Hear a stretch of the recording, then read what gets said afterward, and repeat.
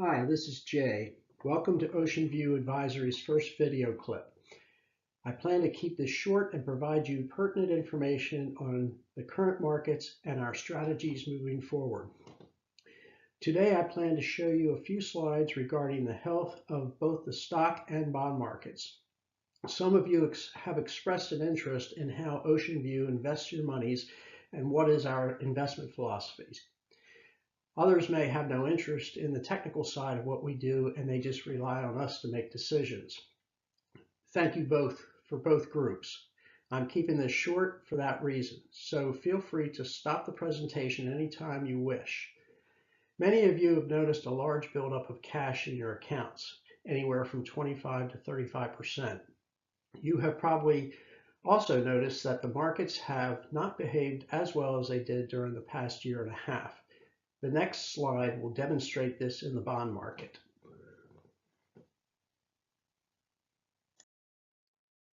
You're probably aware that short-term interest rates have been at or near 0% since the recession in 2008.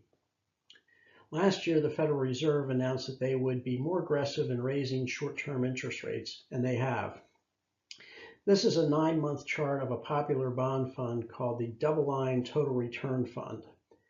As you can see, as interest rates have risen, the price of the bond fund has tanked.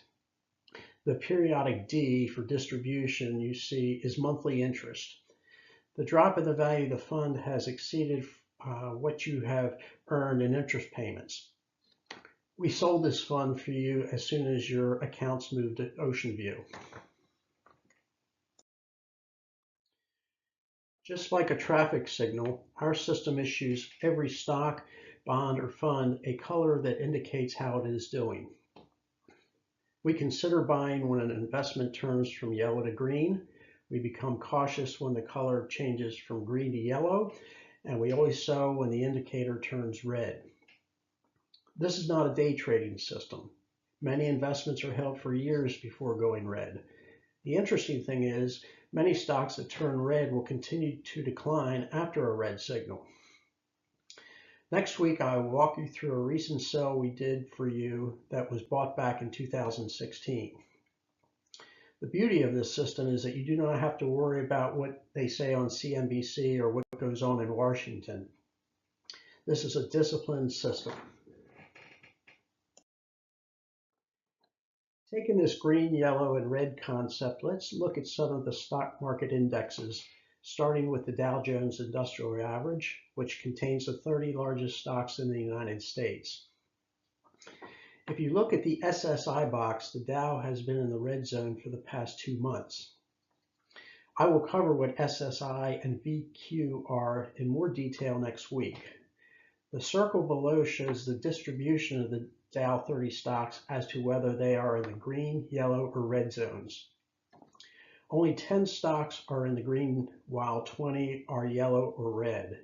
To me, this is a classic example of the stock market breaking down and becoming unhealthy.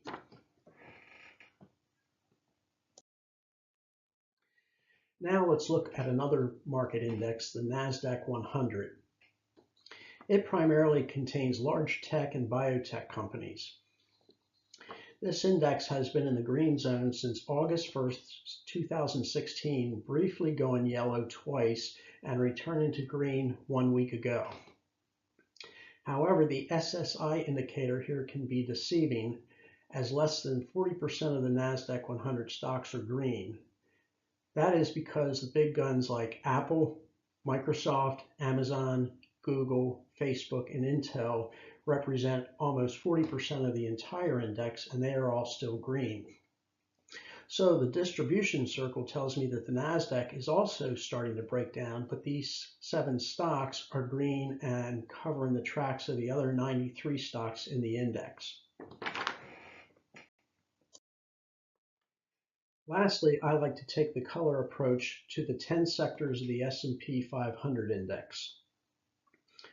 Only 3 are green.